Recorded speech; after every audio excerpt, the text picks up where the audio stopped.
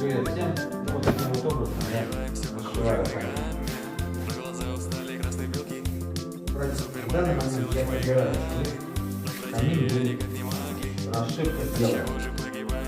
Сейчас я их подбираю, потом углубляю где-то на сантиметр.